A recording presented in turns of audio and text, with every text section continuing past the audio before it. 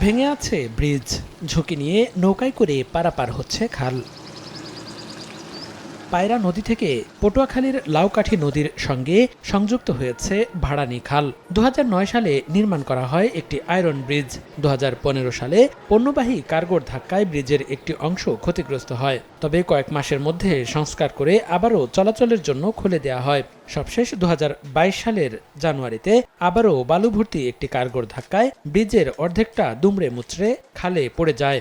এরপর থেকে আর ব্রিজটি সংস্কারে আলোর মুখ দেখেননি স্থানীয়রা। মাঝে মধ্যে নৌকা না থাকলে 2 কিলোমিটার পথ ঘুরে যেতে হয় সাধারণ মানুষের। ব্রিজটা ভেঙে পড়াতে আমাদের এলাকার জনগণের ছেলে মেয়ে স্কুলে যাওয়া আসা পারাপার হয়, অনেক কষ্ট হয়। নদীতে অনেক স্রোত, খেয়াঘাটে পাওয়া যায় না, অনেক সমস্যা নিয়ে ঝুঁকি নিয়ে আমাদের আসতে হয়। যতক্ষণে লোকজন না আসে ততক্ষণে নৌকা সাইডে আসে না।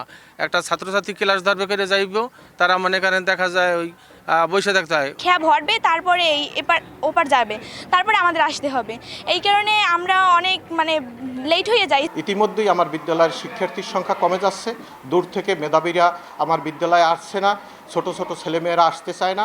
আমি তাই আবারও জোরালোভাবে ঊর্ধ্বতন কর্তৃপক্ষের দৃষ্টি অনুরোধ করছি, যাতে অতি সত্বর এই ব্রিজটি নির্মাণ হয়। নতুন ব্রিজ নির্মাণে পরিকল্পনা গ্রহণ করা হয়েছে বলে জানিয়েছে এলজিইডি।